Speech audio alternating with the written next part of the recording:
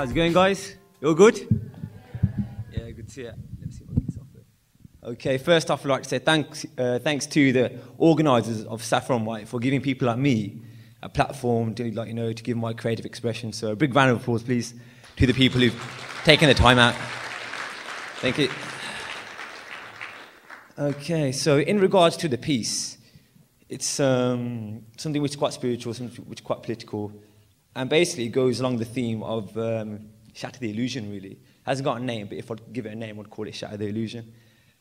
Because, the illusion, or Maya, as Sikh puts it, is all around us. It can be politically, it can be the illusion of the self, it can be the illusion of the nature of reality, it can be everywhere, really. So yeah, here goes.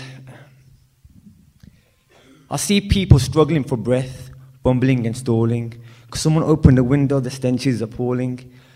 I remind myself from why I'm here. Memories recall an addiction. The self becoming a slave to the infliction.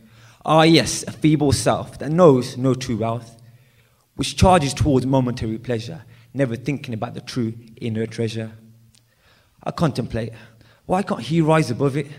But you see, I was once there too. Self-control was a distant wish, something others could do.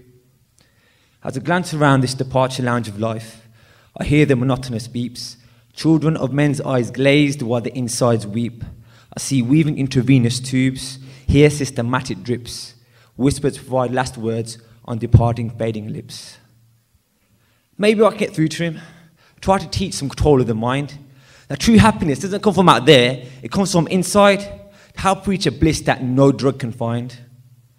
I imagine an eternal peace, to which no person or life event could surely cease.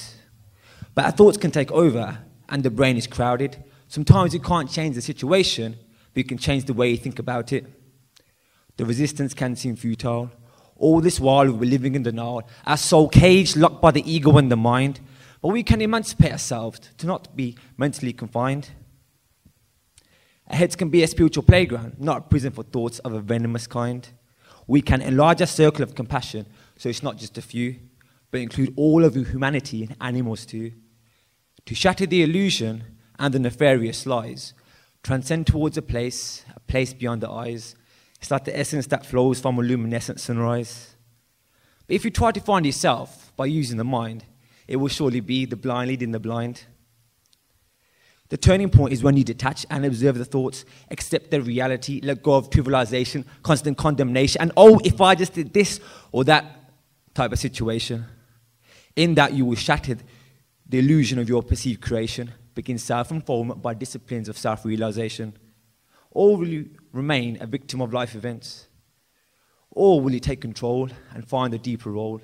But sometimes the man will do anything not to face his own soul.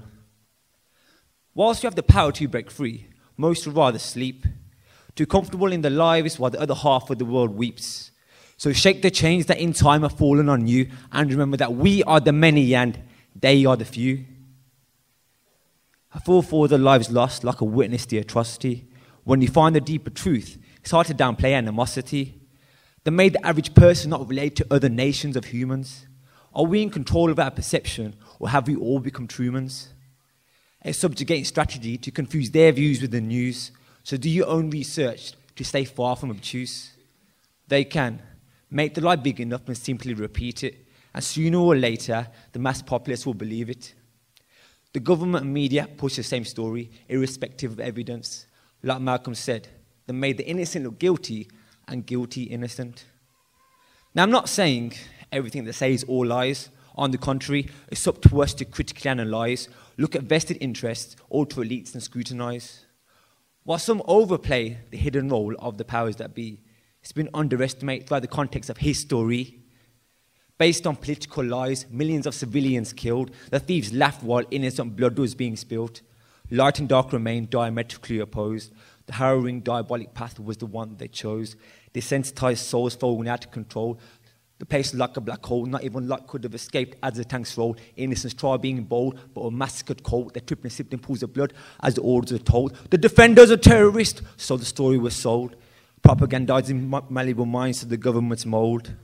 It's your role to slice through the illusion, move to a higher perception, just to find a conclusion. use intuitive, metaphysical responsiveness, and understand it's all about the evolution of consciousness. The reality is we're collectively connected, store the mind, feel the vibe, so you see from our perspective. Yet we try to look over and be defiant, and dismiss studies that go against traditional science. Quantum theorists describing other dimensions of reality. If there's a physical, there's surely non-physicality. Our perception is limited to a minimal level. Higher realities unknown to man, still obsessed with the devil. Research entanglement, two connected particles communicating over huge distances, revealing hidden dimensions that defy materialistic conventions. Physicists now discussing the idea of a multiverse, but didn't Guru Nanak discuss it earlier in a Japji Sahib verse? Remember who you really are, shatter the illusion, go beyond the order that's been created from confusion. They've worked hard to disconnect us from divine creation, burning libraries of ancient and present civilizations. But now it's up to us to return to oneness or live in separation. Yeah, thank you.